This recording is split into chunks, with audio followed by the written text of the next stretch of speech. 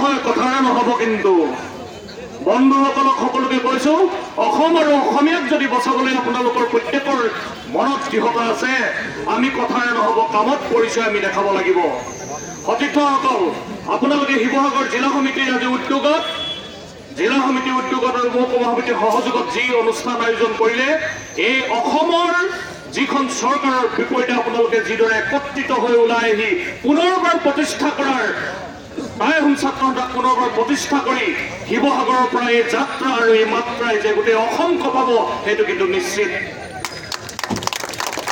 সংগ্ৰামী সতীৰ্থসকল, আপোনালোকে মাত্ৰ 2 মিনিট কাণ পাতি শুনিব। বিষয় একেবাৰে সমস্যা, একেবাৰে জটিল সমস্যা। আৰু যদি ৰাস্তাত কোনোবা ৰৈ আছে, যদি গাড়ীত কোনোবা ৰৈ আছে, আমি কোৱা কথাকেইটা মাত্ৰ 2 মিনিট কাণ পাতি শুনিব। এইখন অসমত এটা সময়ত এটা বিশেষ জনগোষ্ঠীক প্ৰাধান্য দি অসমখনৰ পৰা কংগ্ৰেছ উৎখাত হৈ গুচি গ'ল। আৰু বিজেপিয়ে আজি হিন্দু বিদেশী নামৰ এটা সম্প্ৰদায়ক আনিবৰ কাৰণে, বিশেষ কেইটামান সম্প্ৰদায়ক আনি অসমখনক তছনছ কৰাৰ যি প্ৰক্ৰিয়া আৰম্ভ কৰিছে, ইয়াক প্ৰতিহত কৰাৰ দায়িত্ব আজিৰ তাৰিখৰ পৰা আপোনালোক প্ৰত্যেকজন সৈনিকৰ। আৰু প্ৰত্যেকে আজিৰ দিনটো সংকল্প লওক, আজিৰ দিনটোৰ পৰা গাঁৱে ভূঞে প্ৰত্যেক চুবুৰী অনুষ্ঠানে আপোনালোকে বিৰাজমান কৰি দিয়ক। এইখন সৰ্বলেখীয়া চৰকাৰখনে, এইয়া যিজন আমাৰ অসমৰ জাতীয় নায়ক, যিজন সৰ্বানন্দ সোণোৱাল ডাঙৰীয়াৰ চৰকাৰখনে অসমৰ অসমীয়া মানুহক ঘৰৰ ভিতৰৰ পৰা ওলাব নোৱাৰা এটা পৰিৱেশ ৰচনা কৰিবৰ কাৰণে যি কূট ৰচনা কৰিছে, ইয়াক প্ৰতিহত কৰিবৰ কাৰণে প্ৰত্যেক চুবুৰীয়ে গাঁৱে ভূঞে আপোনালোকে বিৰাজিত হওক আৰু আপোনালোকে এই কথাখিনি ক'বগে। অন্যথা আমাৰ বাই ভনী ককাই ভাই এওঁলোক যে এইখন অসমত থাকিব পাৰিব, এই কথাটো কিন্তু অতি আজিৰ তাৰিখত স্পৰ্শকাতৰ হৈ পৰিছে। গতিকে সেই সংগ্ৰামী সত্তাসকল, সেই মোৰ সংগ্ৰামী সতীৰ্থসকল, আমি যি 6টা জনগোষ্ঠীয়ে জনজাতিকৰণৰ দাবী যি আন্দোলন অব্যাহত ৰাখিছো, এই আন্দোলনৰ পৰিসমাপ্তি কেতিয়া হ'ব? এই প্ৰশ্নটো যেতিয়া অসমৰ চৰকাৰখনক সোধা যায়, অসমৰ চৰকাৰখনে কেন্দ্ৰলৈ ঠেলি পঠিয়াই দিয়ে। আৰু কেন্দ্ৰক যেতিয়া সোধা যায়, তেতিয়া অসম চৰকাৰখনলৈ পঠিয়াই দিয়ে। এই দুটা ভৰিত হৈ আমি আন্দোলন কৰি আছো। কিন্তু আমাৰ আন্দোলনৰ আজিৰ তাৰিখৰ পৰা, এই লাচিত দিৱসৰ দিনা, পবিত্ৰ দিৱসটোৰ দিনাৰ পৰা আপোনালোকে প্ৰত্যেকে সংকল্পিত হওক, এওঁলোকৰ পৰা আমি এটা উত্তৰ এই লোকসভাৰ অধিৱেশনতে আমি উলিয়াব লাগিব। আৰু কেতিয়াও আমি ক্ষান্ত নাথাকো বুলি আপোনালোকে সংকল্প লওক। অসম আৰু অসমীয়াক যদি বচাব লাগে, অসমীয়াৰ যদি অসমীয়াত্ব ৰাখিব লাগে, 6টা জনগোষ্ঠীক জনজাতিকৰণ কৰাটো চৰকাৰৰ কাৰণে নিতান্ত কাম্য।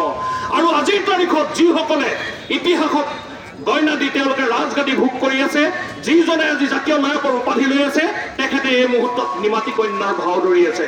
গতিকে আমি তেখেতৰ মাত উলিয়াব লাগিব।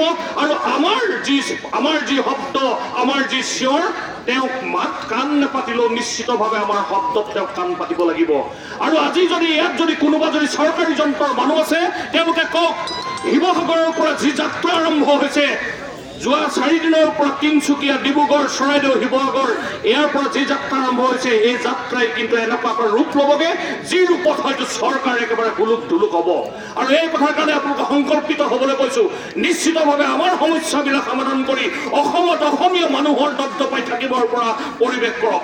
আজি যিসকলে ৰাজগাদী ভোগ কৰি আছে, তেওঁলোক অসমীয়া নহয় নেকি? এই প্ৰশ্নটো তেওঁলোকে নিজক কৰিছে নাই কৰা? তেওঁলোকৰ যদি শৰীৰত অসমীয়াৰ তেজ নাই নেকি? এই প্ৰশ্নটো তেওঁলোকে নিজক কৰিছে নাই কৰা? আৰু তেওঁলোকে অকল গাদী আৰু ক্ষমতাৰ লোভত ৰাজগাদী ভোগ কৰি আছে নেকি? নে অসমীয়া মানুহক দগা পালাত তুলি এফালে ভৰ দি তেওঁলোকে আমাৰ মূৰবিলাক বিক্ৰী কৰিব বিচাৰিছে নেকি কেন্দ্ৰীয় চৰকাৰৰ হাতত? আৰু কেন্দ্ৰীয় চৰকাৰখনৰ হতকাৰী সিদ্ধান্তৰ ওপৰত আমি নিশ্চিতভাৱে আমি গোটেই অসমীয়া মানুহে সংকল্পিত হ'ব লাগিব। আজি যিসকলে এই অনুষ্ঠানটো বা আমাৰ যি সংগ্ৰাম দেখিছে, এই সংগ্ৰামখনত প্ৰতিজন মানুহৰ সহযোগিতাই অসমীয়া জাতিৰ এটা উদ্বদ্ধতা হ'ব আৰু ৰক্ষাৰ কবচ হ'ব।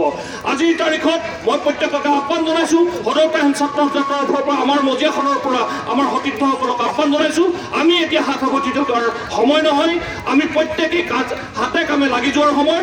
যদি আমাৰ নিশ্চিতভাৱে যদি আমাৰ জনজাতিকৰণৰ দাবীটোৰ কাৰণে যদি আমি প্ৰাণ দিবলগীয়া হয়, আমাৰ নিজক উৎসৰ্গিত কৰিবৰ কাৰণে প্ৰত্যেকেই সংকল্প লওক। কাৰণ লাচিতে উৎসৰ্গিত হৈছিল, লাচিত বৰফুকন ডাঙৰীয়া উৎসৰ্গিত হৈছিল, আৰু লাচিত বৰফুকন ডাঙৰীয়াই নৰিয়া গাই অসমখন বচাই থৈ গৈছিল 1671।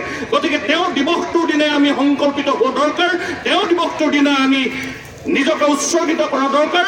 যদি অসমত অসমীয়াৰ দপদপনি বিচাৰে, অসমীয়া মানুহৰ যদি দাদাগিৰি বিচাৰে, নিশ্চিতভাৱে আমি লগ লগাটো অতিকে দৰকাৰ।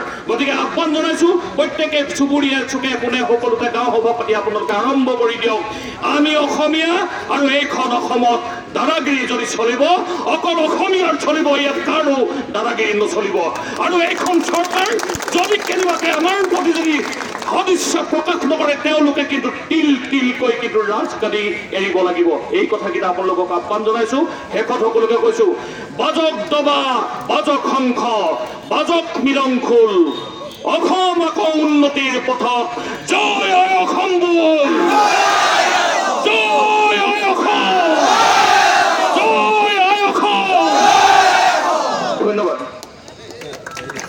কেন্দ্ৰীয় সমিতিৰ সন্মানীয় সভাপতি লিটুল বৰগোহাঁই ডাঙৰীয়াক আমি ধন্যবাদ জ্ঞাপন কৰিছোঁ তেখেতৰ যি উদাত্ত কণ্ঠ অসমৰ অসমীয়াক ভাল পোৱা তেখেতৰ যি ভাৱানুবাদ আৰু সেই